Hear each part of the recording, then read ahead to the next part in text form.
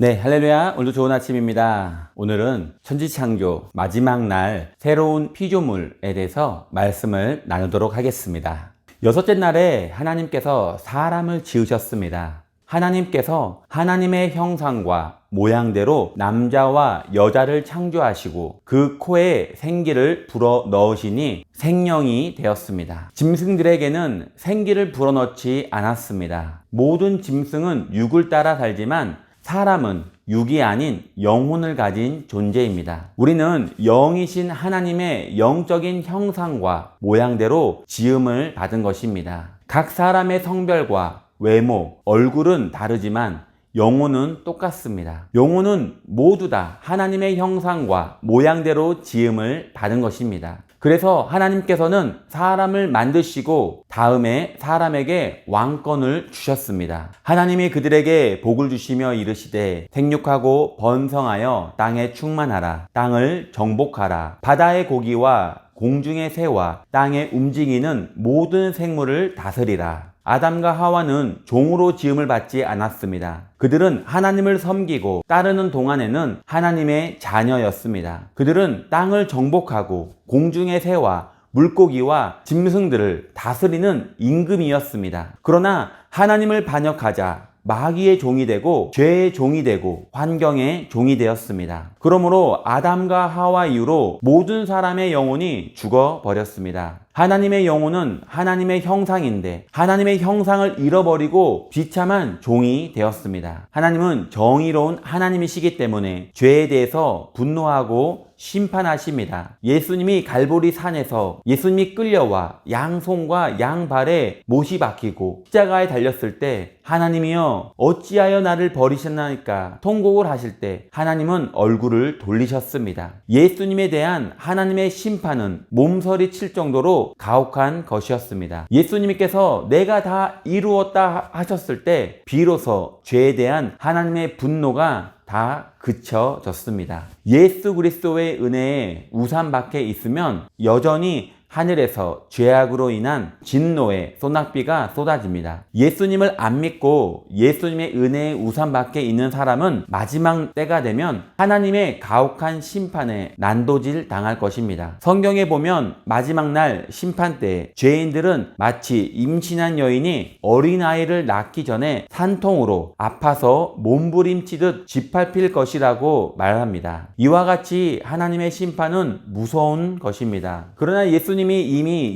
2000년 전에 우리가 받을 심판을 받으셨습니다. 예수님의 은혜의 우산 아래 들어가면 우리에게는 용서밖에 없고 사랑밖에 없고 긍휼밖에 없고 은혜밖에 없는 것입니다. 그리스도 안에 들어오면 우리는 새로 지음을 받습니다. 아담과 하와는 타락해서 하나님의 형상을 잃어버리고 종이 되었지만 예수 그리스도 안에 들어오면 그 고린도후서 5장 17절의 말씀대로 누구든지 새로운 피조물이 되는 것입니다. 예수님을 믿으면 하나님께서는 예수 그리스도 안에서 우리를 새로 만드시고 우리의 속사람을 거듭나게 해주시는 것입니다. 죽은 영혼을 살려주시고 영적인 감각을 되찾게 되고 영안이 열리고 영의 귀가 열리고 영의 마음이 열려서 하나님을 아버지로 부르고 예수님을 구주로 모시고 살게 되는 것입니다. 또한 성령님을 인정하고 환영하고 모셔드리게 되고 말씀을 읽어서 깨닫게 되고 기도하고 찬양하게 되는 것입니다. 우리가 예수님을 구주로 모시면 하나님께서 우리를 새로운 피조물로 만들어 주십니다. 우리가 예수님을 믿을 때 하나님은 성령을 통해 생기를 불어넣어 주십니다. 우리 영혼이 깨어나게 하시고 다시 살아나게 하십니다. 그래서 영안이 열리고 영의 귀가 열리고 영의 마음이 열립니다. 이를 통해 하나님을 아바 아버지로 예수님을 구세주로 성령님을 보혜사로 부르게 됩니다. 기도하고 찬양하게 되므로 놀라운 새로운 변화가 우리 삶 가운데 일어나게 되는 것입니다. 하나님께서는 새로운 피조물이 된 우리를 위해 예수님의 십자가를 통하여 놀라운 은총을 주십니다. 예수님께서 우리의 모든 죄악과 저주를 대신 짊어지시고 십자가에 몸 찢기고 피 흘리심으로 우리를 죄에서 구원하셨습니다. 이로 말미암아 우리는 용서와 의롭다함을 얻게 되었을 뿐만 아니라 마귀와 세상에서 해방되어 성결하고 성령 충만한 사람이 되었습니다. 예수님께서 채찍에 맞으심으로 우리는 병을 고침받아 건강한 사람이 되었고, 예수님께서 십자가에 못 박혀 고난당하심으로 말미암아 우리는 저주에서 해방되어 아브라함의 부요와 풍성한 복을 받게 되었습니다. 예수님께서 죽었다가 부활하심으로 우리는 부활과 영생과 천국을 얻게 된 것입니다. 하나님은 우리를 5가지 면에서 새로운 피조물로 만들어 주셨습니다. 첫 번째로 용서받아 의로워진 피조물, 두 번째로 마귀와 이 세계에서 해방되어 거룩하고 성결된 피조물로, 세 번째로 치료받아 건강해진 피조물로, 네 번째로 저주에서 해방되어 아브라함의 복을 받은 피조물로, 다섯 번째로 사망과 음부에서 놓여나 부활과 영생과 천국을 얻은 새로운 피조물로 만드신 것입니다. 그러므로 예수님을 구주로 모신 사람에게는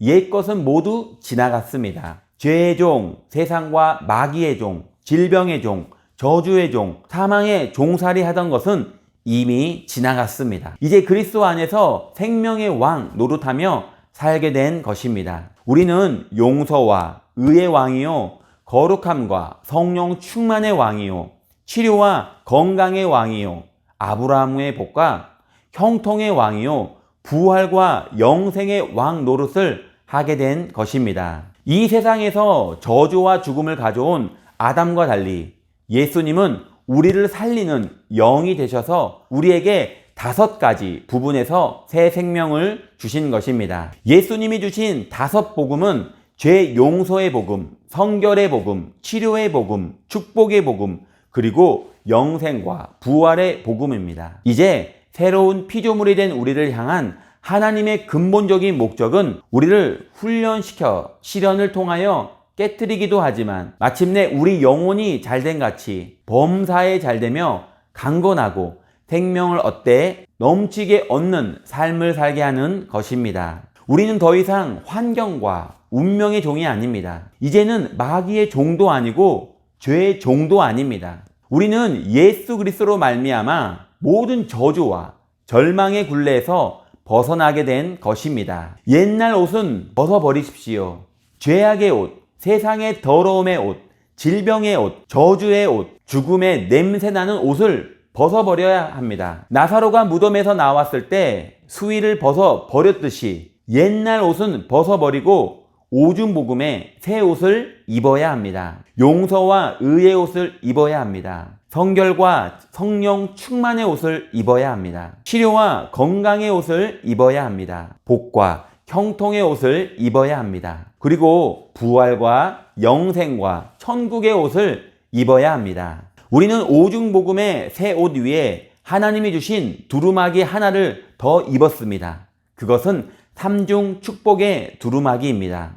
영혼이 잘된 같이 범사에 잘되고 강건한 축복의 두루마기를 입은 것입니다. 그러므로 우리는 새 옷을 입었다고 늘 생각하고 새 옷을 입은 내 모습을 바라봐야 합니다. 이를 통해 나의 자화상이 달라져야 됩니다. 잊지 마십시오. 하나님께서는 부요함으로 세상을 만드신 것처럼 예수 그리스도로 말미암아 새로운 피조물이 된 우리에게 부요함으로 채워 주십니다. 그러므로 우리는 오중복음의 옷을 입고 3중 축복의 두루마기를 입고 새로운 피조물이 되어 이제는 땅을 정복하고 다스리는 성공적인 삶을 살아야 될 것입니다. 하나님께서는 엿새 동안 말씀으로 천지를 새롭게 창조하신 것처럼 오늘날 하나님께서는 예수 그리스도를 통하여 새롭게 만들어 주십니다. 빛을 받은 사람, 하늘을 가슴에 품은 사람, 말씀의 땅이 생겨나서 열매 맺는 사람, 가슴속에 하나님의 해와 같은 지혜,